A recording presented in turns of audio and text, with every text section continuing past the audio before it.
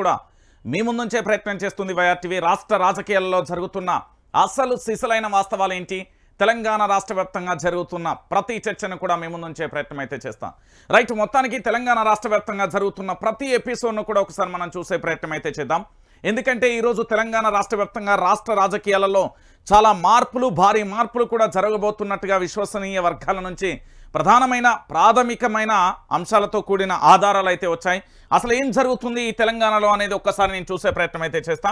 దానికంటే ముందు ఈ తెలంగాణ రాష్ట్రంలో డిజిటల్ ప్లాట్ఫామ్లో ది #1 న్యూస్ ఛానల్ ఏదైనా ఉంది అంటే అది వైఆర్టీవీ తెలుగు న్యూస్ ఛానల్ మాత్రమే. మిగతా అన్ని కూడా లంగల దొంగలకు సంబంధించి భజన పరులుగా మారిపోయారు. వాస్తవాలను తెలియజేయడానికి నాడు విపక్షం, నేడు విపక్షం, రేపు విపక్షం, ఎప్పుడు ప్రజల పక్షం, ఇదే మన జెండా, ఇదే మన ఎజెండా అనేది మాత్రం మర్చిపోకండి. ఎప్పుడైనా మన తెలంగాణకు, మన తెలంగాణ అస్తిత్వానికి దెబ్బ కొడుతున్నారు, మన తెలంగాణ రాష్ట్రం మీద కుట్ర జరుగుతుంది అంటే ఎంతటి వాడినైనా, ఈ ప్రాంతం వాడైతే ఇక్కడే పాతి పెడతాం, పరాయి ప్రాంతం వాడైతే పొలిమేరలు దాటే వరకు పరుగులెత్తిచ్చి మరీ కూడా తన్నే ప్రయత్నం చేస్తాం. ఇది మా జెండా, ఎజెండా. పూర్తి స్థాయిలో ప్రొఫెసర్ జయశంకర్ గారి ఆశయ సాధన కోసం ఏర్పడిన వైఆర్టీవీ. రైట్, ఇక మీకు ప్రధానంగా కూడా ఒక అంశాన్ని నేను ఇప్పుడు థంబ్నెయిల్ పెట్టిన, అది మీ అందరికీ తెలిసిన విషయం ఏంటంటే తెలంగాణలో పూర్తి స్థాయిలో కూడా కొత్త సీఎం చర్చ అయితే జరుగుతుంది. రాజకీయాలలో భారీ మార్పులు కూడా ఉండబోతున్నాయి అనేది ప్రధానంగా కూడా జరుగుతున్న విషయానికి సంబంధించి ఒకసారి మీకు చెప్పే ప్రయత్నం చేస్తాం. అసలు ఈ కొత్త సీఎం చర్చ ఎందుకు వచ్చింది, ఈ కొత్త సీఎం చర్చ ఇప్పుడే రావాల్సిన అవసరం ఎందుకుంది, ఎందుకు యనుమల రేవంత్ రెడ్డి గారు చాలా భయపడుతున్నారు అనే ఒక ఇంటెన్షన్కు సంబంధించి చూసే ప్రయత్నం అయితే చేద్దాం. రైట్, మొత్తానికి తెలంగాణ రాష్ట్రానికి సంబంధించి ప్రస్తుత ముఖ్యమంత్రి రేవంత్ రెడ్డి, తెలంగాణ రాష్ట్ర ముఖ్యమంత్రి రేవంత్ రెడ్డి కాంగ్రెస్ పార్టీ ముఖ్యమంత్రి. అయితే ముఖ్యమంత్రి అయినప్పటి నుంచి పూర్తి స్థాయిలో కాంగ్రెస్ పార్టీకి సంబంధించిన అధ్యక్ష పదవి అంటే పిసిసి అధ్యక్షుడిగా పూర్తి స్థాయిలో ఉన్నాడు. కాబట్టి పిసిసి అధ్యక్షుడికి సంబంధించి జరుగుతున్న అంశాలతో పాటు వాస్తవాలను కూడా చెప్పే ప్రయత్నం అయితే చేస్తున్నా. సో దాంట్లో భాగంగా ఏం జరుగుతుంది అనేది కూడా ఒకసారి చూడొచ్చు. ఎందుకు ఈ విషయాన్ని చెప్తున్నా అంటే తెలంగాణ ప్రాంత బిడ్డలారా ఒక్కసారి మీరు అందరూ కూడా ఆలోచించాలి. ఈరోజు తెలంగాణ రాష్ట్ర వ్యాప్తంగా జరుగుతున్న భారీ అంశాలకు సంబంధించి కావచ్చు, లేదా ఇతరత్ర అంశాలకు సంబంధించి కూడా చూడొచ్చు. తెలంగాణ రాష్ట్ర వ్యాప్తంగా ముఖ్యమంత్రి మార్పుకు సంబంధించిన చర్చ ఏ విధంగా వస్తుంది, ముఖ్యమంత్రి మార్పుకు సంబంధించి చర్చ ఏంటి, ఏం కథ అనేది ఒకసారి మీరు చూడొచ్చు. అయితే దీనికి సంబంధించిన ఒక ప్రధానమైన ఎపిసోడ్ కూడా ఏంటి అనేది వివరిస్తాం. రైట్, ముఖ్యమంత్రి గారికి సంబంధించి తెలంగాణ రాష్ట్ర ముఖ్యమంత్రి రేవంత్ రెడ్డి కాంగ్రెస్ పార్టీ నుండి ఉన్నాడు. సరే, మొత్తానికి డిసెంబర్లో అధికారంలోకి వచ్చిన తర్వాత వీరిచ్చిన గ్యారంటీలు కావచ్చు, వీరిచ్చిన అంశాలు కావచ్చు, ఏదైనా కావచ్చు, మీరు ఎట్లనైనా చూసుకొని ఎందుకు ఈ విషయాన్ని చెప్తున్నా అంటే పూర్తి స్థాయిలో తెలంగాణ రాష్ట్ర ముఖ్యమంత్రి ఒక భయం అయితే పట్టుకుంది. ఆ భయానికి సంబంధించి పూర్తి స్థాయిలో ఎట్లున్నది, ఏం కథ అనేది కూడా అందరూ చూడాల్సిన విషయం. సో మొత్తానికి డిసెంబర్లో అధికారంలోకి వచ్చిన తర్వాత ఇప్పటికే అంటే పిసిసి అధ్యక్షుడిగా రేవంత్ రెడ్డి కొనసాగుతున్న తరుణంలో ఇక ముఖ్యమంత్రి పదవికి ఎవరికి ఇవ్వలేము, ఖచ్చితంగా కూడా కొన్ని పరిస్థితుల వల్ల రేవంత్ రెడ్డికి ఇవ్వాల్సి వచ్చింది. ఈ రేవంత్ రెడ్డికి ఎందుకు ఇవ్వాల్సి వచ్చింది అంటే కొన్ని పరిస్థితులు, అప్పుడున్న కాంగ్రెస్ పార్టీకి సంబంధించి పిసిసి అధ్యక్షుడిగా కొనసాగుతున్నాడు కాబట్టి ఇక తప్పనిసరి పరిస్థితులలో అధ్యక్ష బాధ్యతలో ఉన్న వ్యక్తి కాబట్టి ముఖ్యమంత్రి పీఠాన్ని అప్పజెప్పే ప్రయత్నం చేసిర్రు కాంగ్రెస్ పార్టీకి సంబంధించిన అగ్రనేతలు. అయితే ఇక్కడ జరిగిన విషయం ఏంటి అంటే రేవంత్ రెడ్డిని కాంగ్రెస్ అంటే ఢిల్లీ నాయకత్వం భారీగా ఊహించుకున్నది. అంటే ఊహ కందని విధంగా పూర్తి స్థాయిలో రేవంత్ రెడ్డి అంటే ఒక స్థాయిగా అంటే వైఎస్ రాజశేఖర్ రెడ్డి టైప్లో ఈ రేవంత్ రెడ్డిని ఢిల్లీ నాయకత్వం ఊహించుకున్నది. ఎందుకంటే వైఎస్ఆర్కు సంబంధించి ఉమ్మడి రాష్ట్రంలో ఎంత అద్భుతమైన పరిపాలన చేసిండు, ప్రజలకు సంబంధించి ఏ విధంగా ఇచ్చిండు, ఏం కథ అనేది కూడా మనం చూస్తాం. సో ఇలాంటి పరిస్థితులలో పూర్తిగా కూడా ఈ వైఎస్ రాజశేఖర్ రెడ్డి పరిపాలన మరిపిస్తాడు, రెడ్డి సామాజిక వర్గానికి సంబంధించిన వ్యక్తే. సో పూర్తిగా కూడా ఈ ఉమ్మడి 10 జిల్లాలకు సంబంధించి తెలంగాణలో అద్భుతంగా కూడా అయిన పరిపాలన ఉంటుంది అనేది ఢిల్లీ నాయకత్వానికి సంబంధించి పూర్తి స్థాయిలో కూడా వీళ్ళు నమ్మిన తర్వాత ఏం జరిగింది అంటే డిసెంబర్ 9వ తారీఖున రుణమాఫీ.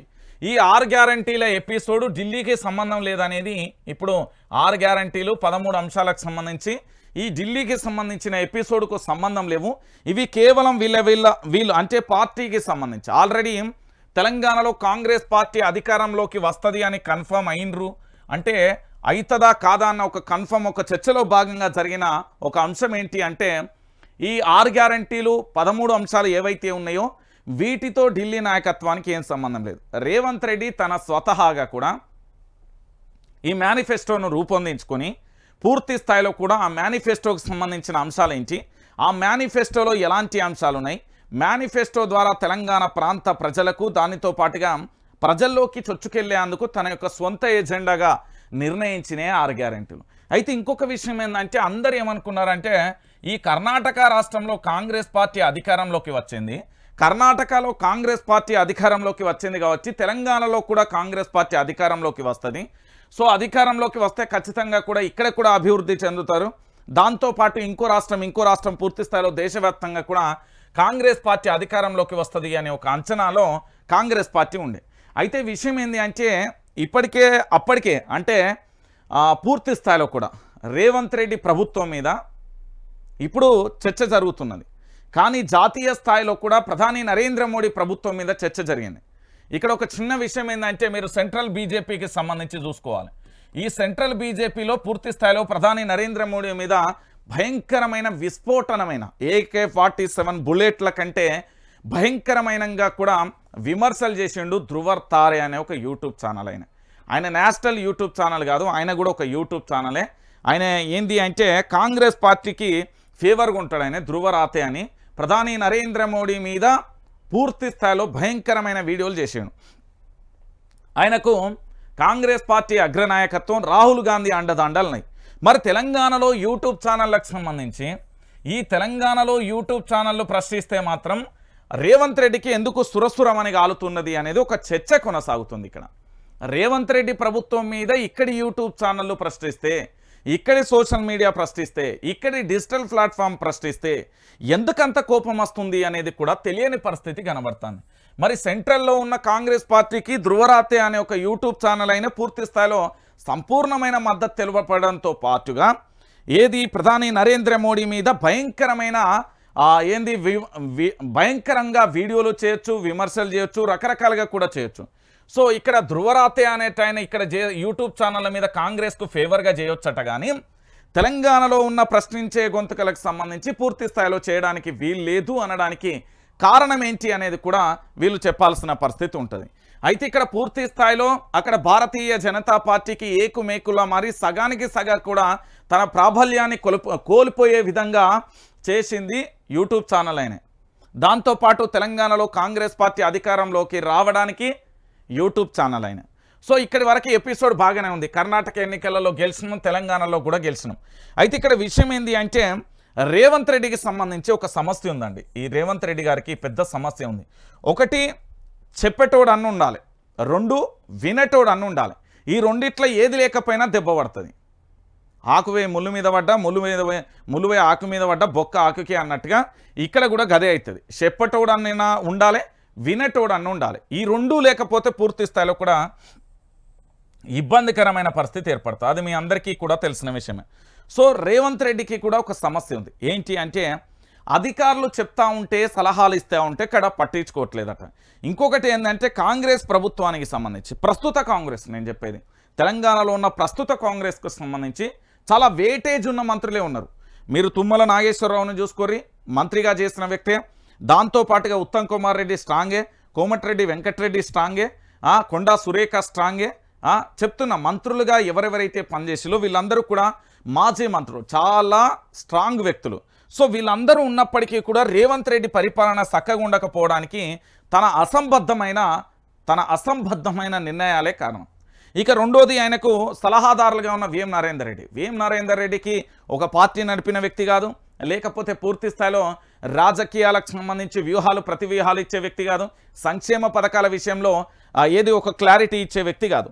సో పూర్తి స్థాయిలో ఇక్కడ జరిగే ఎపిసోడ్ ఏంటంటే రేవంత్ రెడ్డి సర్కార్కు సంబంధించి పరిపాలన పరివక్తత అంటే పరిపాలన దక్షిణ అంటే మన భాషలో పరిపాలన రావడం లేదు అనడం కంటే పరిపాలన శాతం అయితే లేదు అంటే ఇది ఒకటి చెల్తదేమో. పూర్తి స్థాయిలో కూడా పరిపాలనకు సంబంధించిన చాలా విషయాలలో కూడా రేవంత్ రెడ్డి అసంబద్ధతమైన తప్పుడు నిర్ణయాల వల్ల ఈరోజు తన యొక్క కాంగ్రెస్ పార్టీ కేవలం 9 నెలలలో ఎట్లయిపోయిందంటే బరబాజ్ అయిపోయింది. ఇక బట్టలు ఇప్పినట్టు అయిపోయింది కాంగ్రెస్ పరిస్థితి. ఇది ప్రజలలో వ్యతిరేకత వచ్చింది, గ్రామీణ స్థాయిలలో వచ్చింది, మండల స్థాయిలో వచ్చింది, మొత్తం నియోజకవర్గాలలో ఎక్కడ చూసినా కూడా పూర్తి స్థాయిలో కూడా ఏం జరుగుతుంది అంటే భయంకరమైన వ్యతిరేకత వచ్చిన పరిస్థితి కనబడుతుంది. సో ఈ వ్యతిరేకతను ఏ విధంగా క్యాచ్ చేసుకుంటుంది అంటే ఇప్పటి వరకు కాంగ్రెస్ పార్టీకి ఒక ఆయుధం లేదు. ఆయుధం అంటే ఏదైనా ఒక విషయం ఏంటంటే ఆయుధం ఎందుకు లేదు నేను ఈ విషయాన్ని చెప్తున్నా అంటే క్లియర్ కట్గా కూడా చెప్పచ్చు, దీంట్లో ఎలాంటి డౌటు లేదు. ఎందుకు అంటే కాంగ్రెస్ పార్టీకి ఇప్పటికీ కనీసం కూడా కాంగ్రెస్ పార్టీ గుర్తుపెట్టుకోరి ఇప్పటికీ కనీసం కూడా తనకు సంబంధించి ఏంది టాపిక్ డైవర్షన్ తప్ప కాంగ్రెస్ పార్టీ చేసేదేమీ లేదు, పీకేదేం లేదు. Clear cut. ఎందుకు చెప్తున్నా అంటే టాపిక్ డైవర్షన్ మన ముఖ్యమంత్రి యనుమల రేవంత్ రెడ్డి గారు ఎట్లా చేసిల్లంటే మొట్టమొదటిసారిగా 6 గ్యారంటీల అమలుకు మరిపించేందుకు రోజుకొక డ్రామా తెచ్చాడు. నేను మళ్ళీ చెప్తున్నా, ఐ రిపీట్, డిసెంబర్ 9వ తారీఖు నుంచి అంటే డిసెంబర్ నుంచి వేసుకో పూర్తి స్థాయిలో కూడా డిసెంబర్ నుంచి పూర్తిగా కూడా ఏంటి అంటే ఎటువైపు అయినా చూడండి ఎక్కడ చూసినా కూడా పూర్తి స్థాయిలో కూడా పూర్తిగా కూడా ఎక్కడ చూసినా కూడా డిసెంబర్ నుంచి ఇప్పటి వరకు జరిగే ఎపిసోడ్ ఏంది అంటే కనీసం ఇక్కడ ఏం జరుగుతుంది అంటే ఎటువైపు అన్నా చూడండి 6 గ్యారంటీలను మరిపించేందుకు రోజొక ఎత్తుగడ వేసుకుంటూ వచ్చిన పరిస్థితి కనబడుతుంది. ఒకటి నెంబర్ 1, మీరు తెలంగాణ రాష్ట్రంలో కాంగ్రెస్ పార్టీ అధికారంలోకి వచ్చిన తర్వాత తెలంగాణ ప్రాంత బిడ్డలందరికీ ఒక ఫామ్ ఇచ్చిండు. ఎడవైందా ఫామ్? రైట్. ఇగో ఇట్లా ఒక తెల్లకి పేపర్ ఇచ్చి ఇక్కడ 6 గ్యారంటీలకు మీకు రావాలంటే టిక్కు పెట్టండి, మార్కులు పెట్టండి అంటూ మనోడు చూపెట్టిండు. మీ అందరికీ గుర్తుండి ఉండాలి. సో ఇవన్నీ కూడా గుర్తున్నాయి కదా. 6 గ్యారంటీలను మరిపించేందుకు మన సారు రోజుకొక వేషం వేసాడు, అంటే రోజుకొక డ్రామా. నాకు తెలిసి ఇదే కంటెంట్ను గనక అంటే ఇదే జరిగిన ఎపిసోడ్ను గనక మనం పూర్తి స్థాయిలో గనక పెడితే ఏమొప్పో అంటే తెలంగాణలో ఒక సినిమా ఘోరాతి ఘోరంగా హిట్ అయిపో, కేజీఎఫ్ను మించిన సినిమా అయిపో. అయితే ఇక్కడ మొట్టమొదటిసారిగా అభయస్థం పేరుతోని దరఖాస్తులు తీసుకున్నారు. ఆ దరఖాస్తులను తీసుకుని పూర్తి స్థాయిలో ఏంది అంటే కాలయాపన మరిపించే ప్రయత్నం చేసిరు. ఆ తర్వాత సెకండ్ నిర్ణయం ఏంటంటే తెలంగాణ రాష్ట్ర వ్యాప్తంగా ఆర్టీసీ ఉచిత ప్రయాణం అంటూ మళ్ళొక ఎత్తుగడ్డేసిరు. ఇక మూడోది ఏంటి అంటే అప్పటికే పార్లమెంట్ ఎన్నికలు వచ్చినాయి. ఈ రుణమాఫీ ఎపిసోడ్ జరగలే. ఈ రుణమాఫీ ఎపిసోడ్ జరగపోయేసరికి పెద్దమ్మ తల్లి మీద ఒట్టు, లక్ష్మీ నరసింహస్వామి మీద ఒట్టు, మల్లన్న స్వామి మీద ఒట్టు, భద్రకాళి తల్లి మీద ఒట్టు, దాంతోపాటు ఆ తల్లి ఆ దేవుడు ఈ దేవుడు అంటూ దేవుళ్ళ మీద ప్రమాణం చేసుకుంటా పార్లమెంట్ ఎన్నికలను సాగదీసే ప్రయత్నం చేశాను. అయితే ఈ పార్లమెంట్ ఎన్నికలలో కూడా కొన్ని విచిత్రాలు చోటు చేసుకున్నాయి. ఇక్కడ కాంగ్రెస్ బీజేపీ రెండు ఒకటే అండి. ఇవి వేరు అనుకుంటే మీ యొక్క మూర్ఖత్వం. నేను మళ్ళీ చెప్తున్నా, ఇదొక మూర్ఖత్వం అని చెప్పొచ్చు. ఎందుకంటే కాంగ్రెస్ బీజేపీ రెండు కూడా ఒకటే. ఎందుకు ఈ విషయాన్ని చెప్తున్నా అంటే కాంగ్రెస్ పార్టీ ఇక్కడ ఒక పూర్తి స్థాయిలో తెలంగాణ రాష్ట్ర వ్యాప్తంగా ఒక సిండికేట్ ఉన్నది.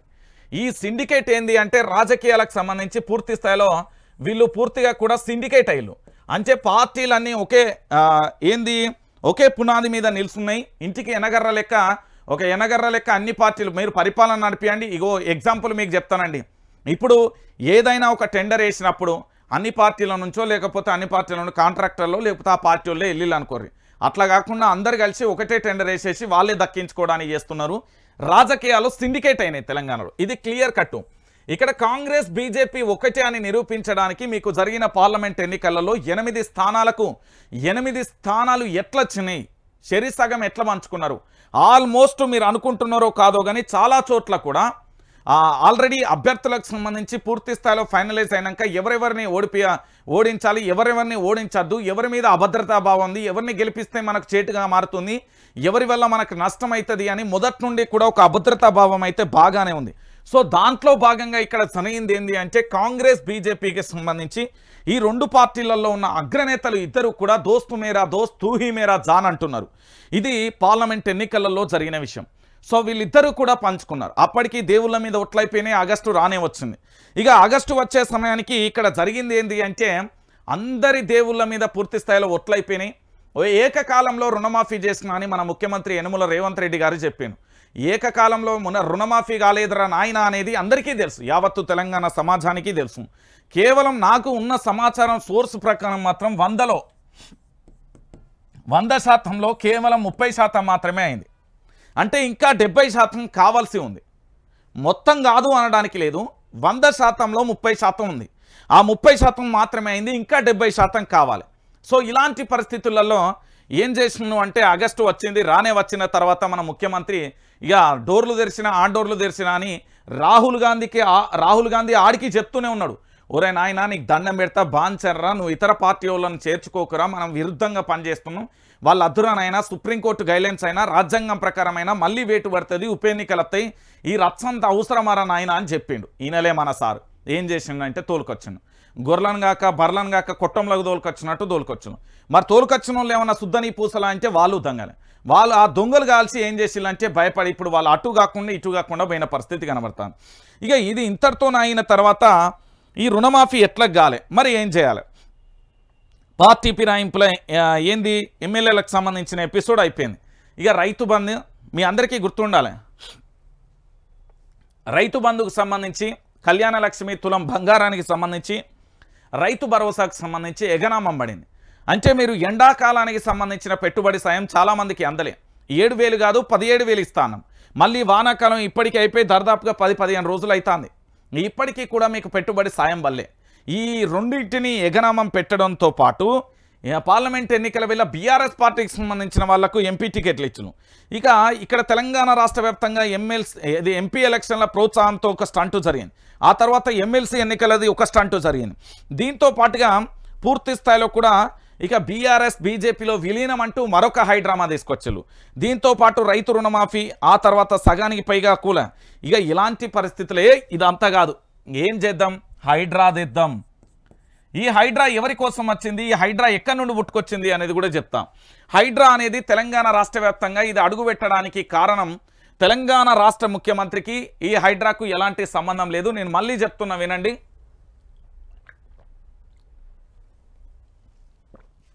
ఈ హైడ్రాకు తెలంగాణ రాష్ట్ర ముఖ్యమంత్రికి ఎలాంటి సంబంధం లేదు. ఇది ఎవరు, రేవంత్ రెడ్డి గారు నారా చంద్రబాబు నాయుడు గారి ఆధ్వర్యంలో వ్యూహంతో నడుస్తున్న పరిస్థితి కనబడుతుంది. సో పూర్తి స్థాయిలో హైడ్రా ఎపిసోడ్ అంటే నారా చంద్రబాబు నాయుడు గారి ఏది కార్యాచరణకు సిద్ధంగా కూడా నడుస్తుంది అనేది ప్రధానంగా జరుగుతుంది. ఈ హైడ్రాలో ఉన్న అధికారులు కూడా ఆంధ్రప్రదేశ్కు సంబంధించిన వ్యక్తులే, ఆంధ్రప్రదేశ్కు సంబంధించిన పెత్తందారి వ్యవస్థ అని మీరు ఎప్పుడు కూడా మర్చిపోవద్దు. ఎందుకంటే ఆంధ్రప్రదేశ్కు సంబంధించిన ఈ పెత్తందారి వ్యవస్థ చేతుల మీదుగానే పూర్తి స్థాయిలో కూడా జరుగుతున్న ఈ ఎపిసోడ్ కూడా మీరు చూడొచ్చు. ఈ హైడ్రా పంచాయతీ ఏంటి అంటే కేవలం చంద్రబాబు నాయుడు గారి ఆదేశాల మేరకు మాత్రమే తెలంగాణలో నడుస్తుంది. రైట్, ఇదంతా ఎపిసోడ్. ఇక ముఖ్యమంత్రి గారికి సంబంధించి భయంకరమైన వ్యతిరేకత రావడానికి, అయితే రాష్ట్ర ముఖ్యమంత్రికి సంబంధించి మీరు ఒక్కసారి గుర్తుపెట్టుకోవడానికి చాలా బిజీగా ఉంటాడు, 24/7 భయంకరమైన బిజీ ఉంటాడు. కానీ మన ముఖ్యమంత్రి వాళ్ళ మనవడు ఏది గణేష్ నిమజ్జనంలో డ్యాన్స్ చేస్తా అంటే ఇట్లా ఊకొని శైలి వెనక కట్టుకొని జై జై జై అన్నట్టుగా డ్యాన్స్ చేస్తా అంటే సపోర్ట్ చేస్తాడు. నేను తప్పు పట్టట్లేదు, ఇక్కడ ఒక నీతి చెప్తున్నా మీకు. ముఖ్యమంత్రి గారు ప్రజల్ని గెలవడానికి వీలు లేదు, ముఖ్యమంత్రి గారు సామాన్యమైన ప్రజల్ని గెలవరు, ఆ మహాత్మా జ్యోతిరావు పూలే ప్రజాభవన్కు రారు, సెక్రటరియేట్లో ప్రజల్ని గెలవడు, ఎక్కడా కలవడు. కానీ డీజే డ్యాన్స్ల కడ మా సార్ ఉంటాడు, గుర్తుపెట్టుకోరు. ఓకేనా, క్లియర్ కట్. గణేష్ నిమజ్జనం అప్పుడు అంత క్లియర్గా కూడా మన సార్ అక్కడ ఉన్న పరిస్థితి కనబడుతుంది. సో మొత్తానికి ఈ ఎపిసోడ్లో భాగంగా ట్విస్ట్ ఏంటంటే ఇక్కడ రేవంత్ రెడ్డికి ఒక ఏంది అంటే ఎప్పటికీ కూడా మీరు గుర్తుపెట్టుకోరు, భవిష్యత్తులో ఖచ్చితంగా కూడా 365 రోజుల తర్వాత కావచ్చు, ఏదైనా కావచ్చు. అయితే ఇక్కడ ఒక విషయం కూడా ఉంది, ఇప్పుడున్న కాంగ్రెస్ పార్టీకి సంబంధించి ఢిల్లీ నాయకత్వానికి సంబంధించి ఎవరు, సోనియా గాంధీ కావచ్చు, ప్రియాంక గాంధీ కావచ్చు, రాహుల్ గాంధీ కావచ్చు, అక్కడ ఉన్న ఏఐసిసి సభ్యులు కావచ్చు, తెలంగాణకు సంబంధించిన చాలా ముఖ్య నేతలందరూ కూడా ఏంది ఇటు రేవంత్ రెడ్డికి సంబంధించి రేవంత్ రెడ్డిని కలవడానికి కానీ, రేవంత్ రెడ్డికి సంబంధించి ఆయనతో మాట్లాడడానికి కానీ ఎవరు కూడా ఇష్టపడని పరిస్థితి కనబడతాను. ఎందుకు నేను ఈ విషయాన్ని చెప్తున్నా అంటే తెలంగాణ ప్రాంత బిడ్డలారా మీరందరూ కూడా గుర్తుపెట్టుకోవాలి, తెలంగాణ రాష్ట్ర వ్యాప్తంగా కూడా ఇక్కడ ఢిల్లీకి సంబంధించిన ఏ ఒక్కరు కూడా కలవడానికి ఇష్టపడతలేరు. సో అందుకే మొన్న ఒక రోజు ఏం చేసిండంటే గాలి మోటార్ల అంటే హెలికాప్టర్ల ఢిల్లీకి పోయిండు, మళ్ళీ తెలంగాణకు వచ్చిండు. అంటే ఎవరు కూడా అపాయింట్మెంట్ ఇవ్వలే. నేను ఏది కేంద్ర మంత్రులను కలవడానికి వెళ్తున్నా, కేంద్ర మంత్రులను కలిసి వస్తా అంటూ ముఖ్యమంత్రి గారు తెలంగాణ నుంచి ప్రయత్నం చేసిండు, అక్కడికి వెళ్ళిండు, అక్కడ ఎవరు అపాయింట్మెంట్ ఇవ్వలే. సరే ఇదంతా కాకపోయింది, ఎట్లాగో ఢిల్లీ పెద్దలందరూ కూడా నా మీద కోపంగా ఉన్నారు, వాళ్ళను ప్రసన్నం చేసుకుంటా, ఏదో ఒకటి చేసుకుంటా అని చెప్పేసి రాజీవ్ గాంధీ విగ్రహాన్ని తెర మీదకి తీసుకొచ్చాడు. ఈ రాజీవ్ గాంధీ విగ్రహాన్ని తెర మీదకి తీసుకొచ్చి పూర్తి స్థాయిలో హడావిడిగా కూడా పాపం ఈయననే ఆవిష్కరణ చేసిండు. ఎందుకంటే ఎవరన్నా వత్తరో చేత్తరో అని చూసారు, కానీ రాని పరిస్థితి కనబడుతుంది. సో ఇలాంటి పరిస్థితులలో ఇక చేసేది ఏమీ లేక ఏంటంటే ముల్లెమూట చదువుకుంటున్నట్టుగా విశ్వసనీయ వర్గాల సమాచారం. మొట్టమొదటిసారిగా తెలంగాణలో భారీ మార్పులు జరగబోతాయని నేను ఘంటాపదంగా చెప్తున్నా. దీంట్లో కొన్ని ఎవిడెన్సెస్ కూడా చెప్తున్నా. తెలంగాణకు సంబంధించిన ఇన్ఛార్జ్ దీపాదాస్ మునిషి ఫస్ట్ ఇక్కడ నుండి ఆమెను తొలగిస్తారు. తెలంగాణ ఇన్ఛార్జ్ నుంచి దీపాదాస్ మునిషిని పక్కన పెడతారు. ఆ తర్వాత తెలంగాణ రాష్ట్రానికి కాంగ్రెస్ నుండి ఇన్ఛార్జిగా మరొక రాష్ట్రానికి సంబంధించిన మాజీ సీఎం తెలంగాణ రాష్ట్రానికి ఇన్ఛార్జిగా వస్తాడు. ఇక్కడ ముఖ్యమంత్రి మార్పు జరుగుతుంది. ముఖ్యమంత్రి ప్లేస్లో 100కు 100% ఉత్తమ్ కుమార్ రెడ్డి వచ్చే అవకాశాలు అయితే చాలా స్పష్టంగా కనబడుతున్నాయి. సో పూర్తి స్థాయిలో నేను సీఎంగా చేసే అవకాశం ఉంటుంది. దాంతోపాటుగా ఇక్కడ కాంగ్రెస్ పార్టీ నుండి పూర్తి స్థాయిలో రేవంత్ రెడ్డి బయటకు వస్తాడు. రేవంత్ రెడ్డి బయటకు వచ్చి బీజేపీలోకి వెళ్తాడు. బీజేపీకి సంబంధించి వెళ్ళే ప్రయత్నం అయితే చేస్తాడు. ఎందుకంటే ఎన్డీఏలో చంద్రబాబు భాగస్వామ్యం ఉన్నాడు కాబట్టి పూర్తి స్థాయిలో అటు వెళ్ళే అవకాశాలు అయితే చాలా స్పష్టంగా ఉన్నాయి.